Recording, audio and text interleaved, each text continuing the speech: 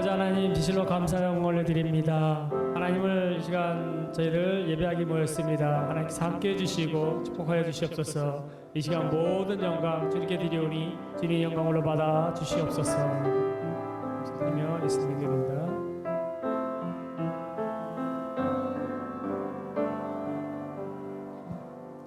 온 땅이여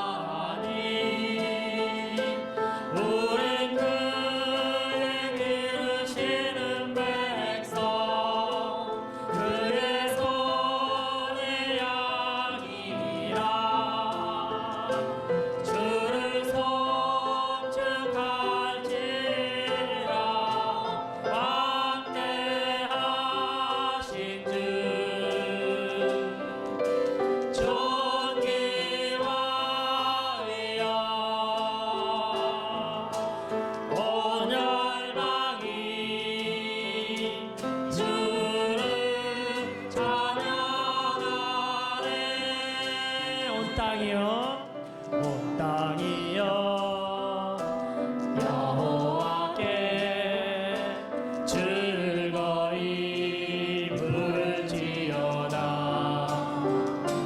기쁨으로 여호와를 섬기며 노래하며 나갈지어다.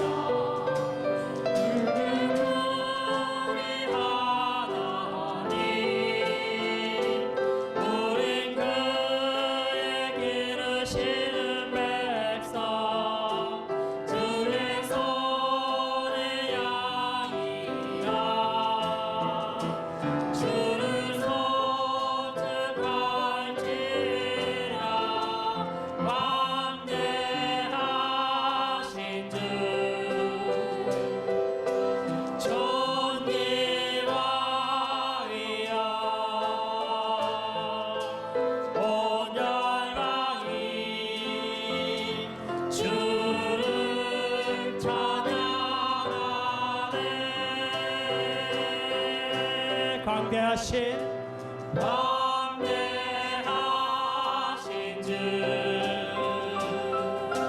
존귀와 영광 온 우주가 주를 경배하네.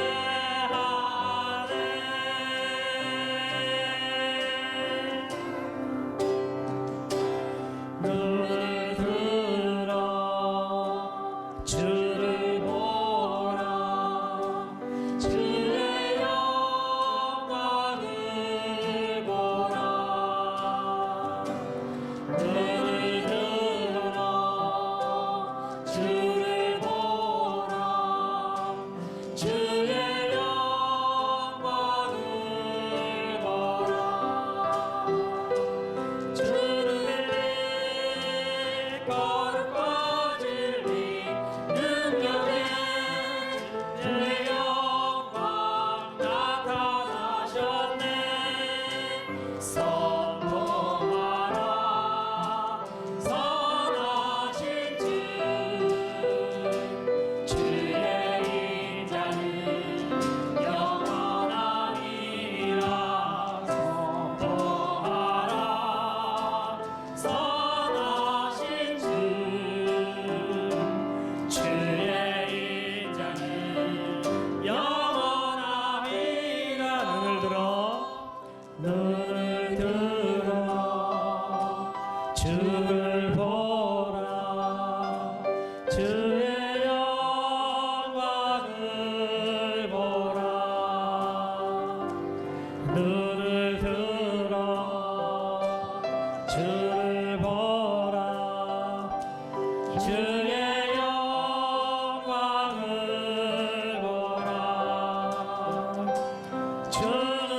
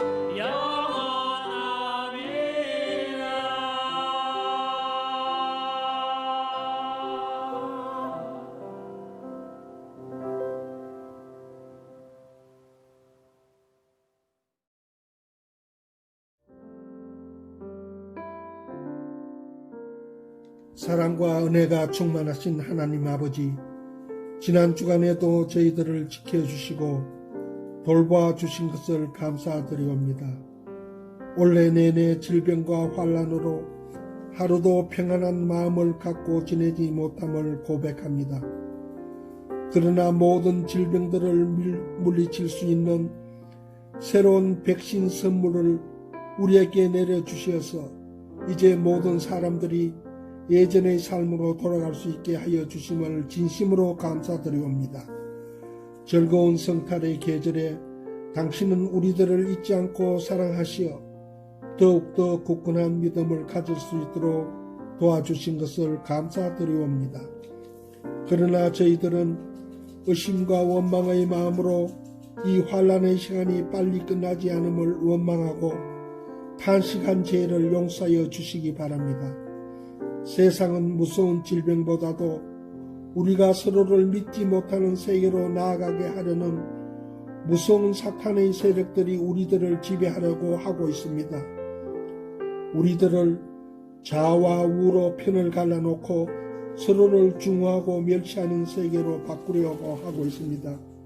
하나님 아버지, 이 모든 죄악의 세력들에게 당신의 공의와 심판의 형벌을 내려 주어서 우리가 당신이 원하는 사랑과 정의가 강물처럼 흐르는 세상으로 회복하도록 도와주시옵소서. 가족 간에도 서로를 사랑할 수 없도록 만드는 죄악의 무리들을 엄벌하시어 다시는 이러한 죄악의 무리들이 나타나지 않게 하여 주시옵소서. 메리 크리스마스라는 말을 사용할 수 없게 만드는 이 세력들과는 같이 공존할 수 없는 세상을 이루어 주소서. 우리 성도들도 각자의 처소에서 흩어져서 예배를 드리는 이 기간도 빨리 단축하여 주시어 정다운 성도들이 함께 모여 예배를 드릴 수 있는 시간이 빨리 오기를 원하옵니다. 이 어려운 시간에도 교회를 지켜주시는 사역자님들과 신실한 성도들의 끝없는 희생과 봉사의 마음을 받아주시어서 그분들에게 한없는 축복과 사랑을 내려주시기를 원하옵니다. 우리를 위하여 불철주야 기도하시는 목사님에게 건강을 지켜주시고 저희들에게 전하는 생명의 말씀을 우리들은 더욱더 신실한 성도들로 거듭나게 하여 주시옵소서. 감사합니다. 하나님 아버지, 무지하고 죄악 많은 불쌍한 자식이 두서없는 기도를 드렸습니다. 이 모든 말씀을 예수님의 이름으로 기도드려사옵나이다. 아멘.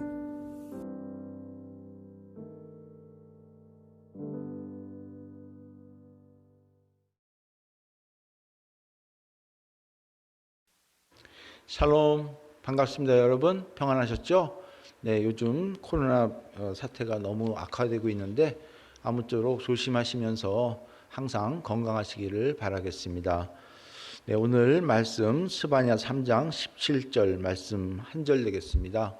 오늘은 개역성경으로 제가 읽을 텐데요. 개역성경은 여러분들 찬양하면서 많이 익숙해진 말씀이라 개역성경으로 읽도록 하겠습니다. 제가 읽겠습니다. 너희 하나님 여호와가 너희 가운데 계시니 그는 구원을 베푸실 전능자시라. 그가 너로 말미암아 기쁨을 이기지 못하시며 너를 잠잠히 사랑하시며 너로 말미암아 즐거이 기쁘며 기뻐하시리라 하리라. 아멘. 오늘 말씀 제목은 하나님의 사랑의 메시지입니다. 벌써 이제 12월 둘째 주입니다. 이제 주일도 앞으로 2번 남았습니다. 올해를 돌아보면 많은 사람들이 참으로 어려움이 많았던 해다라고 말하고 있습니다. 그리고 수많은 사건이 있었겠지만 워낙 큰 사건인 코로나 이 팬데믹으로 인해서 다른 일들은 기사화되지 않아서 어떻게 보면은 잘 모르고 지나간 해가 아닌가 또 그런 생각도 해봅니다. 제가 아는 분 식당을 하시는데 갑작스런 홈스테이 명령 때문에 올 초죠. 문을 닫았다가 조금 완화되자 오픈하고 이제 투고 운영을 하다가 또 조금씩 좋아지면서 야외 식당도 만들고 근데 영업을 하는데 또 갑자기 이제 철거하라는 얘기, 그리고 투고만 된다 그리고 이제 곧 또 홈스테이 명령이 이루어진다는 이야기. 여러 가지 상황이 바뀌니까 정말 참고 견디는 힘이 이제 사라지게 되고 어느새 불만이 생기고, 그러면서 이 정부에 대한 불신, 또 삶에 대한 회의, 또 앞으로 생길 일에 대한 불안 등등 상처만 드러나면서 정말 세상에 왜 이러나라는 생각, 그리고 하나님이 해도 너무하다는 그런 어떤 생각까지 든다고 이렇게 얘기하는 걸 들었습니다. 그런데 그 말을 옆에 어떤 분이 맞장구 치면서 맞습니다. 저도 마찬가지입니다. 정말이지 이제 제발 걱정이 없고 근심 없고 고통 없는 곳에서 살면 참 좋겠습니다 라고 얘기하니까 그 식당에 운영하시는 분이 말을 받아서 맞습니다. 그런 데가 딱 한 군데 있는데 그 소개시킬까요? 그러더라고요. 그래서 어디냐 했더니 바로 공동묘지입니다 라고 얘기를 하더랍니다. 하는 걸 들었어요. 한마디로 이분은 정말 죽고 싶은 생각까지 해봤다는 이야기 아닌가 하는 생각을 들었는데요. 그 말 들으면서 제가 몇 년 전에 어느 날 그 날개 다친 독수리 우화 이야기가 생각났습니다. 무슨 이야기냐면 그 독수리가 날개를 다쳐서 날지를 못해서 어느 계곡 꼭대기에 올라가서 정말 근심 걱정하다가 밑에를 보니까 그런 자기와 비슷한 독수리들이 많이 죽어서 떨어져 있는 걸 보고 이제는 나는 더 이상 날지를 못하고 정말 이 독수리의 명예를 위해서 더 이상 치욕을 당하니 나도 떨어져 죽겠다라고 하면서 이제 떨어져 죽으려고 하니까 어느새 대장 독수리가 이제 나타나면서 날개를 쫙 펴면서 나를 봐라, 나도 이만한 상처가 있지 않느냐. 그런데 나로 하여금 나를 돌아보면 이 겉에 있는 상처보다 이 마음의 상처가 더 크다. 하지만 내가 이렇게 대장이 돼서 여러분들이 이끌지 않느냐. 그러니 이제 나와 같이 날아보자 이런 얘기를 했다는 겁니다. 그러면서 명심해라. 상처 없는 독수리는 이 세상에서 태어나자마자 죽은 아기 독수리일 뿐이다라고 얘기를 했다고 합니다. 그렇습니다, 여러분. 어떻게 보면 이 세상 살면서 누구나 사람들은 상처를 받게 되어 있습니다. 사람들 역시 수많은 몸에 상처들이 있을 겁니다. 그러나 마음속의 상처는 더욱 많고 정말 셀 수 없을 정도로 많지 않을까 생각을 합니다. 그런데 이 상처라는 것, 마음속의 상처라는 것, 이것은 적들이나 원수들로부터 당한 것이 아니죠. 때로는 가장 가까운 사람들로부터, 때로는 전혀 생각하지 못한 곳에서, 또는 전혀 생각하지 못하는 상황 같은데, 이런 올해 팬데믹 상황 이런 거죠. 그런 데서 가장 큰 상처를 입기도 합니다. 하지만 만약 사람들에게 이런 상처들이 만약에 없다면 독수리 대장 말처럼 태어나자마자 죽어버린 어린 아이와 같은 사람뿐이 아닌가 하는 생각을 해봅니다. 그렇기 때문에 상처 없이 바라면서 살아간다는 것은 어떻게 보면 살기를 바라는 것이 아니라 오히려 죽기를 바라는 것과 똑같은 것이 아닌가 하는 생각을 해보는 것이죠. 근데 여러분, 우리에게 이런 아픔을 주는 이런 상처 뒤에는 또 다른 유익함이 있다는 걸 아십니까? 어떻게 보면 우리는 오히려 그 상처를 통해서 우리는 더 자라가고 더 성숙해진다는 것입니다. 여러분, 제가 질문 하나 합니다. 곱게 자란 사람이 강합니까? 아니면 시련과 고통이 많았던 사람이 더 강합니까? 물론 당연히 후자죠. 시련과 고통을 이겨낸 그 사람이 훨씬 강하죠. 군대 갔다 오신 분들은 다 알 겁니다. 아니 뭐 갔다 오지 않더라도 여러 가지 영화나 스토리를 보면, 드라마를 보면 알 수 있을 거예요.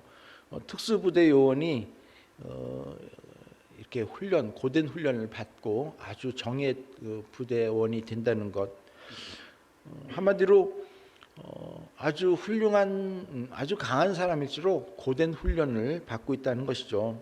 실질적으로 나무도요. 우리가 이제 제목을 쓰고 어떤 나무를 사용하지 않습니까?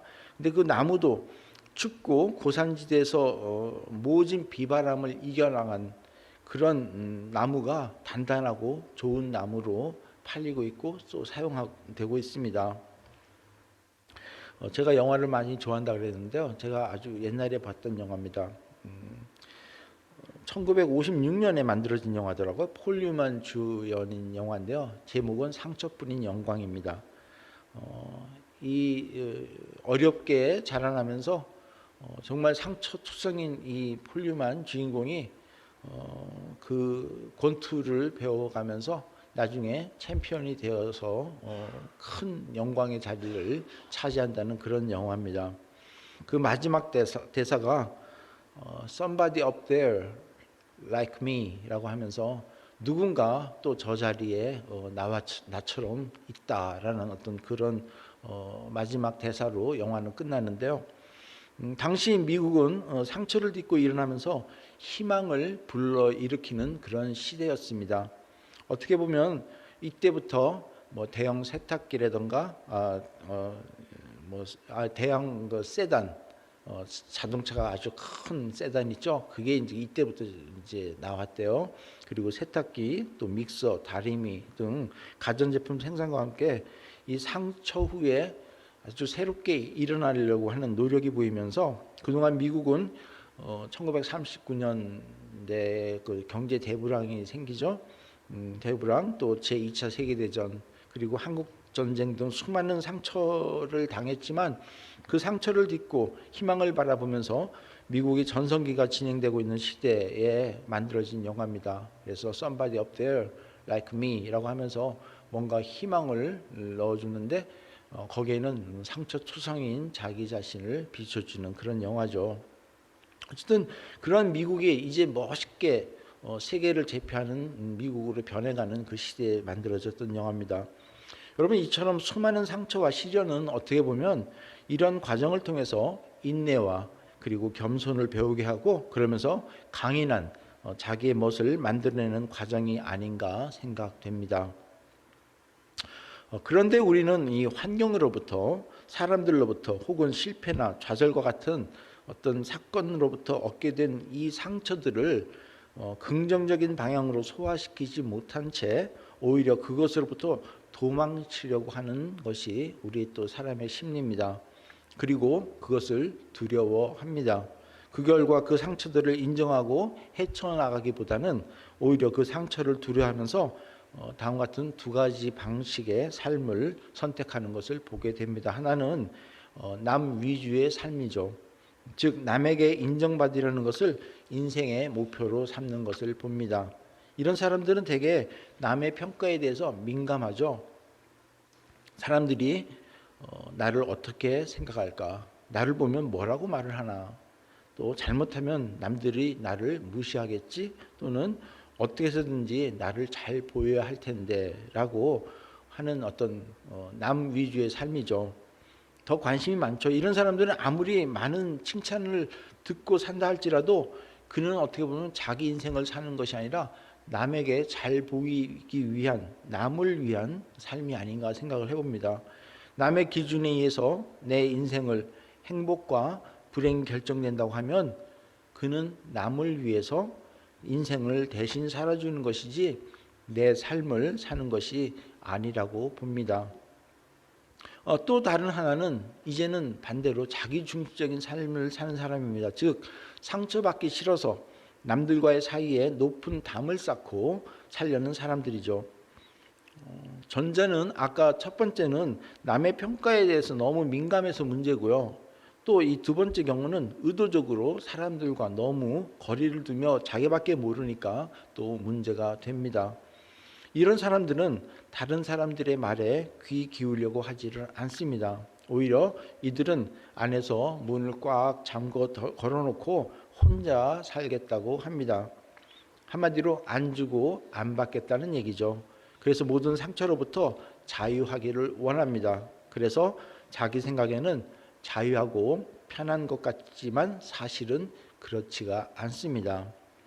남으로부터 상처는 받지 않아서 상처가 없을지 모르지만 시간이 지나면서 외로움, 고독 그런 것으로 스스로 자기 자신에게 나타나는 흠집이 나타나게 됩니다.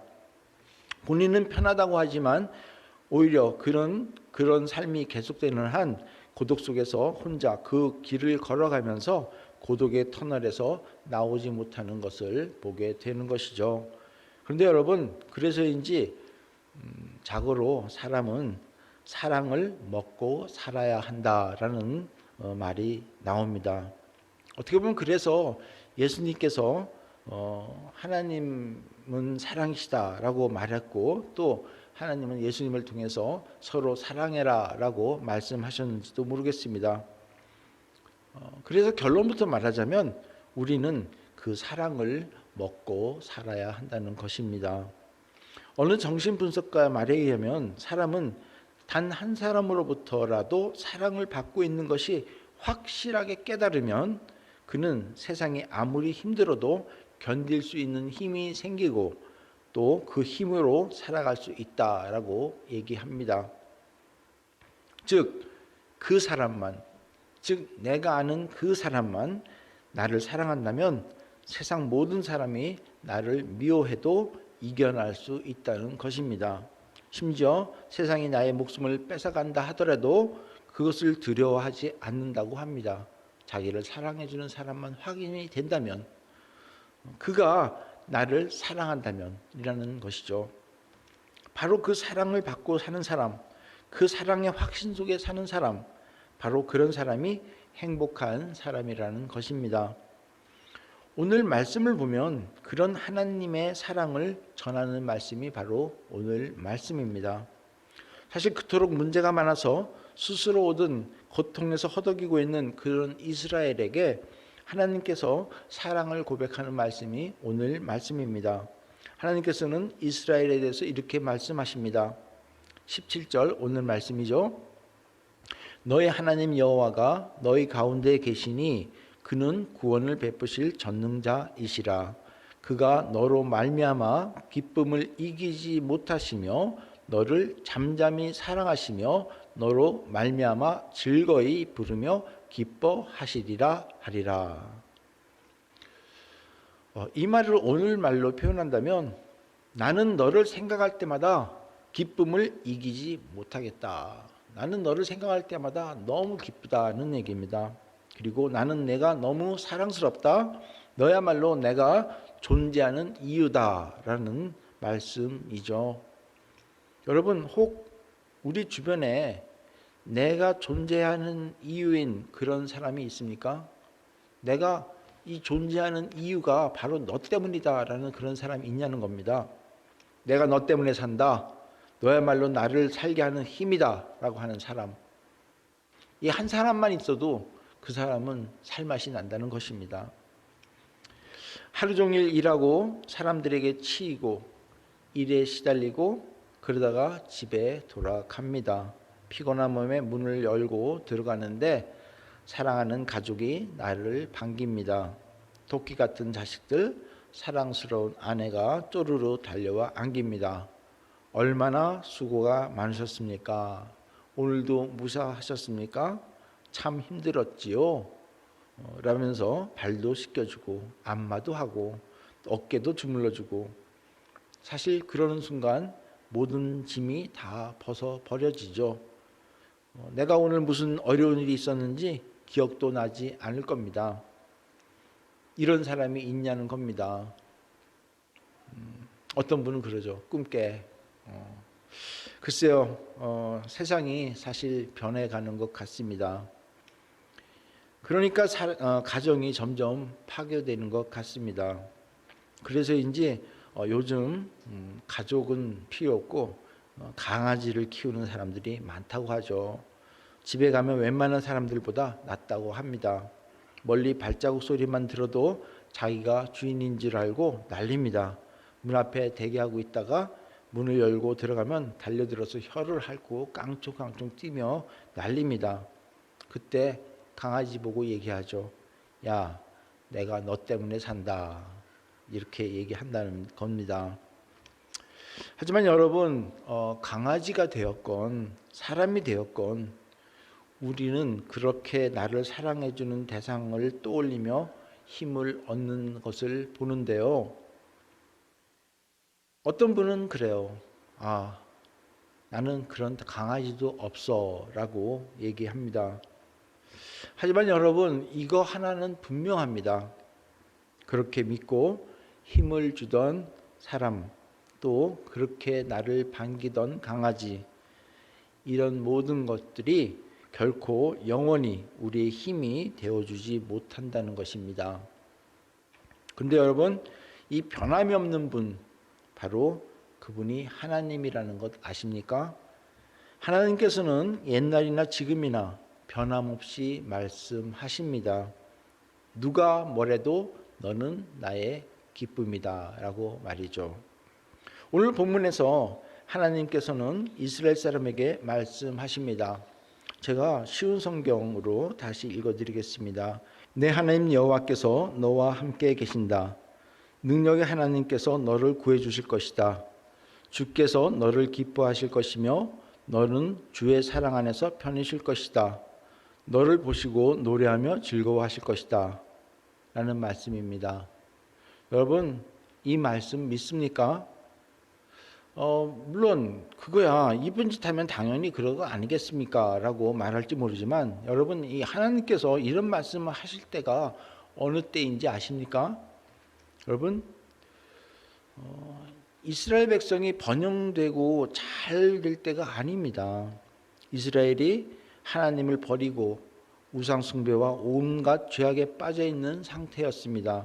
그래서 여러 선지자를 통해서 하나님의 심판을 예고하고 회개하라고 촉구할 때, 즉 하나님께서 지금 화가 단단히 나셨을 때입니다. 그래서 오히려 주변 민족들이 조롱합니다. 너희가 하나님 백성이라고? 좋아하지 마. 너희 하는 것을 봐라. 너희가 어떻게 하나님의 백성이냐? 이제 너희는 망하는 것만 남았어 라는 조롱을 받습니다. 지금 이런 말을 듣고 있는 상태입니다. 그야말로 여기저기 채이면서 상처투성인 민족이 된 상태를 얘기합니다. 어쩌면 하나님 입장에서는 이스라엘 민족을 가장 부끄러워해야 할 시기이기도 합니다.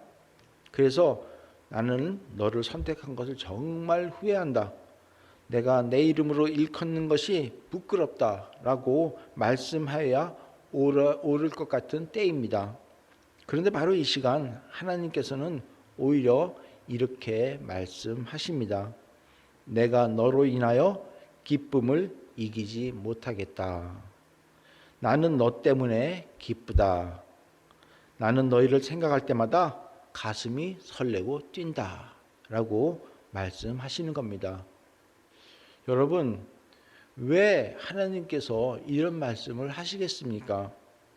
비록 못난이며 정말로 부끄러운 존재지만 그래도 그들을 사랑하시기 때문에 그렇습니다. 변함없는 하나님은 사랑이시기 때문에 그렇습니다. 여러분, 여러분에게는 각자 셀 수 없는 상처가 있을 겁니다. 그 상처 때문에 어쩌면 여러분을 초라하게 만들지 모르겠습니다. 어쩌면 그것 때문에 여러분의 삶의 무가치가 만들어질지도 모르겠습니다. 심지어는 그것 때문에 하나님을 원망하거나 주변 사람들을 원망할지도 모르겠습니다. 하지만 이 시간 우리는 반드시 기억해야 할 것이 있습니다. 하나님께서 이스라엘을 사랑하신 것은, 하나님께서 이스라엘을 자랑스러워 하시는 것은 이스라엘이 사랑받을 만한 행동을 해서가 아니라, 이스라엘이 부강해서가 아니라, 저들이 부하던 가난하던, 저들이 강하던 약하던, 비록 잘못했어도 하나님이 이스라엘에 대한 마음에는 변함이 없으셨다는 것을 알아야 하십니다.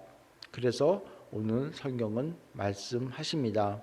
너의 하나님 여호와가 너희 가운데 계시니 그는 구원을 베푸실 전능자시라. 그가 너로 말미암아 기쁨을 이기지 못하시며 너를 잠잠히 사랑하시며 너로 말미암아 즐거이 부르며 기뻐하시리라 라고 말씀하신 겁니다. 이 개역 성경에 너를 잠잠히 사랑하시며라고 표현된 것은 사랑 안에 아주 평안히 쉬게 하겠다는 말입니다. 그래서 쉬운 성경에는 너는 주의 사랑 안에서 편히 쉴 것이다 라고 번역해 놓으셨습니다. 잠잠하게 사랑하시도록 만든다는 겁니다. 하나님께서 이렇게 말씀하시는 이유는 이스라엘에 대한 하나님의 사랑은 이스라엘 자격 여부에 달려있는 것이 아니라 저들을 영원히 사랑하시기로 작정하셨기 때문이라는 것입니다. 여러분, 이 평안한 쉼, 잠잠한 사랑 언제 가능한지 아십니까? 그것은 바로 변함없는 사랑이 있을 때 가능합니다. 잘한다고 좋아하고 사랑하고 못한다고 실망해서 미워하고 하는 그런 것이 아니라 이런 상황에 따라서 변하는 사랑이 아닌 것입니다. 항상 변함이 없는 사랑을 얘기합니다. 여러분, 하나님께서는 이 세상을 창조하시기 전부터 우리 인간들을 사랑하시고 우리를 만들고 사랑하시기로 결정하셨습니다. 이 말은 우리를 향한 하나님의 사랑은 나의 외모나 또 나의 성격, 나의 능력, 또 나의 업적, 그 어떤 것에도 좌우되지 않음을 뜻하는 것입니다. 우리를 만드신 후에 우리의 모습을 보고 결정한 것이 아니라는 것입니다. 보통 물건을 만드는 사람들은 만든 후에 마음에 들면 가슴에 품고 잘 보관하고 또 마음에 들지 않으면 쓰레기통에 버릴지 모르지만 하나님은 우리를 변함없이 사랑하신다고 오늘 성경은 말하고 있는 것입니다. 그래서 한쪽에서는 갖은 악행을 저지르고 있고 또 다른 한쪽에서는 그 뼈아픈 실패와 비참함에 낙심하고 어깨를 축 늘어뜨리는 있는 그 이스라엘 백성에게 말씀하시는 것이 바로 오늘 말씀입니다. 스바냐 3장 16절, 17절 바로 앞에 있는 말씀 다시 보겠습니다. 그날의 사람들이 예루살렘을 가리켜 이렇게 말할 것이다. 시온에 따라 두려워하지 마라. 아무 일도 할 수 없다고 낙심하지 마라. 17절입니다. 내 하나님 여호와께서 너와 함께 계신다. 능력의 하나님께서 너를 구해 주실 것이다. 주께서 너를 기뻐하실 것이며 너는 주의 사랑 안에서 편히 쉴 것이다. 즉 너를 잠잠히 하시리라는 말씀입니다. 너를 보시고 노래하며 즐거워하실 것이다 라는 말씀입니다. 여러분, 이 말씀은요 스바냐 시대뿐만이 아니라 오늘날 우리에게도 주시는 하나님의 말씀입니다. 왜냐하면 그 사랑은 변함없는 하나님의 사랑이시기 때문에 그렇습니다. 그러므로 오늘도 세계의 팬데믹으로 인해 또는 다른 어려움 때문에 온갖 상처로 뒤덮인 세상을 살아가는 우리에게 동일하게 말씀하십니다. 남들은 하나님의 징벌이다. 이제 주님이 곧 오시는 환난의 시대라고 할지 모르지만 하나님의 사랑은 변함이 없고 또 그의 백성에게 동일하게 말씀하시는 것은 확실합니다. 너는 나의 기쁨이다. 너는 나의 영광이다. 너는 나의 자랑이요. 너는 나의 행복이다. 라는 말씀입니다. 나는 너로 인하여 기쁨을 이기지 못하였노라 라고 말씀하시는 겁니다. 여러분, 이 말을 전능자 하나님께서 우리에게 말씀하고 계시는 겁니다. 영원히 변하지 않으시는 분이, 거짓말을 가장 싫어하시는 분이 진심으로 말씀하시는 겁니다. 우리는 이 말씀을 믿고 각자 힘을 내야 할 것입니다. 여러분, 우리는 내 곁에 있는 사람으로부터 나는 내가 나의 영광이고 내가 내 옆에 있어줘서 기쁘고 또 자랑스럽고 나의 존재의 이유다라고 말을 듣고 그 말이 정말이라면 어떤 반응이 나옵니까? 그 말 한마디만 들어도 어쩌면 그 사람을 위해서 모든 것을 아끼지 않을 겁니다.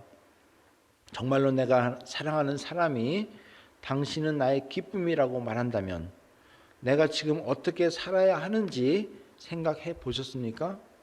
그 사람을 생각해서라도 내가 막 살지는 않을 겁니다. 여러분, 그런데 이 말을요 전능자이신 하나님께서 우리에게 말씀하고 계십니다. 영원히 변하지 않은 분이 거짓말을 가장 싫어하시는 분이 진심으로 우리에게 말씀하시는 겁니다. 나는 너의 기쁨이다. 너는 나의 자랑이다. 네가 나를 행복하게 만든다는 것입니다. 나는 너 때문에 기쁨을 이길 수 없다. 나는 내 이름을 한 번도 부르기를 그쳐본 적이 없다. 나는 내 이름을 부르며 오늘도 변함없이 잠잠히 너를 사랑하는 하나님임을 잊지 마라 라고 말씀하시는 겁니다. 이 말을 우리는 믿어야 한다는 것이죠. 그래서 하나님께서 세상을 이처럼 사랑하사 독생자 예수를 이 땅에 보내신 것 아니겠습니까? 바로 그분이 오시는 12월 달을 맞이해서 이제 다음 주는 성탄주의를 맞이합니다. 그러므로 우리는 하나님의 이 사랑의 고백을 들을 수 있어야 할 것이고 또한 이 말씀에 화답해야 할 것입니다.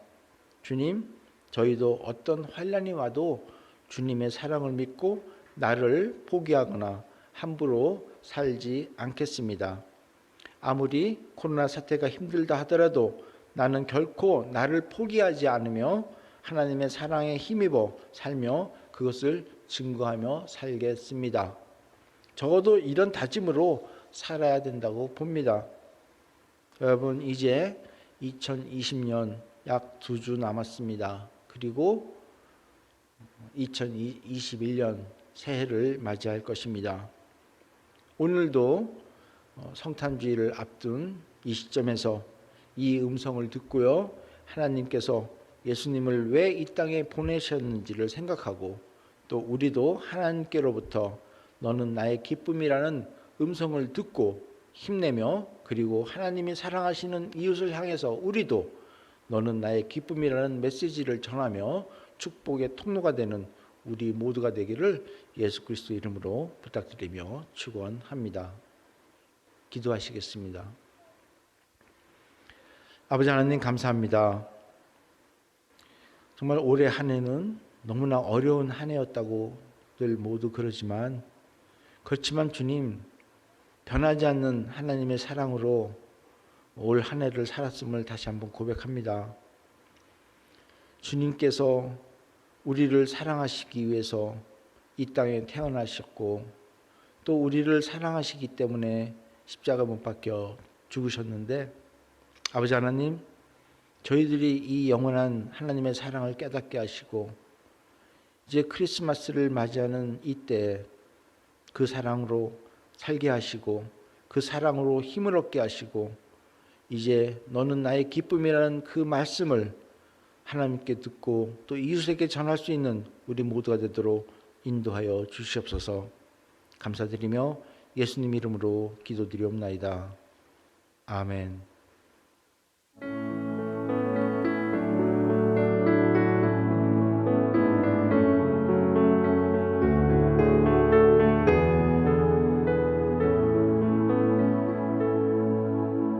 너의 하나님 여호와가 너의 가운데 계시